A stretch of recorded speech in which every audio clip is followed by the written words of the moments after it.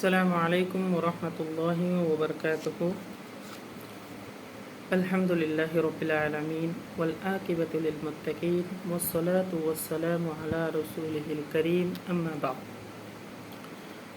وعن ابن عباس رضي الله تعالى عنه قال قال رسول الله صلى الله عليه وسلم من قال في القرآن برائه فليتبوأ مقعده من النار. وفي رواية من قال في القرآن بغير علم فليتبوأ مقعده من النار. رواه الترمذي. আব্বাস রাদিয়াল্লাহু তাআলা আনহু হইতে বর্ণিত, রাসূলুল্লাহ তিনি বলেছেন, রাসূল সাল্লাল্লাহু আলাইহি ওয়াসাল্লাম বলেছেন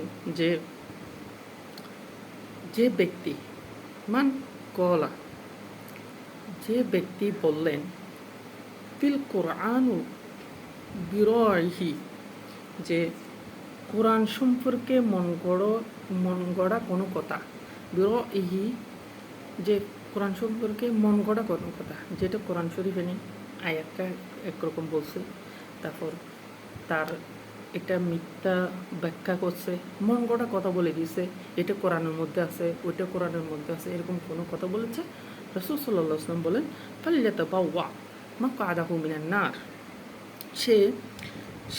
সে যেন জাহান্নামের তার ঠিকানা ঠিক করে নেয়, সে যেন জাহান্নামের তার ঠিকানা ঠিক করে নেয়। যে আমাদের সমাজের মধ্যে এমনও অনেক ব্যক্তি আছে যে কি করে, কোরআন নিয়ে মন গড়া কথা বলে। আল্লাহ তাআলা এই মানুষগুলো থেকে আমাদের হেফাজত করে। এবং কি আরেকটা রওয়ায়াতে রাসূলুল্লাহ সাল্লাল্লাহু আলাইহি ওয়াসাল্লাম বলেছেন, মান ক্বালা ফি কুরআনি বিগয়রি ইলমিন, যে ব্যক্তি বলল ফিল কুরআনি বিগয়রি ইলমিন, কোরআনের কথা তবে বিগয়রি ইলমিন, এলম ছাড়া, কোরআন সম্পর্কে তার এলম নেই, তাহলে সে যেন ঠিক করে নেই ফালইয়াতাবাওয়া মাকআদাহু মিনান নার, সে যেন তার ঠিকানা জাহান্নাম ঠিক করে নেয়। তাহলে আল্লাহ তাআলা এরকম মন গড়া কথা থেকে বাঁচার তৌফিক দান করুক। আমাদের অনেক কেউ আছে, অনেক ব্যক্তি বক্তা অনেকেই আছে যে আমরা মন গড়া কথা বলি, আমরা নিজেদেরকে জাহির করার জন্য মন গড়া কথা বলি। এরকম কথা থেকে আল্লাহ তাআলা বেঁচে থাকার জন্য তৌফিক দান করুক। আল্লাহ তাআলা ইসলামকে সহজ করার তৌফিক দান করুক, কঠিন যাতে না হয়।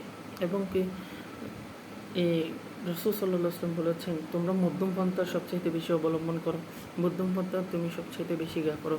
খায়রুল উমুরি আওসাতুহা, তোমরা মধ্যম পন্থায় তোমরা কি থাকো, যাতে তোমরা কি না করো, গুনাহগার না হও।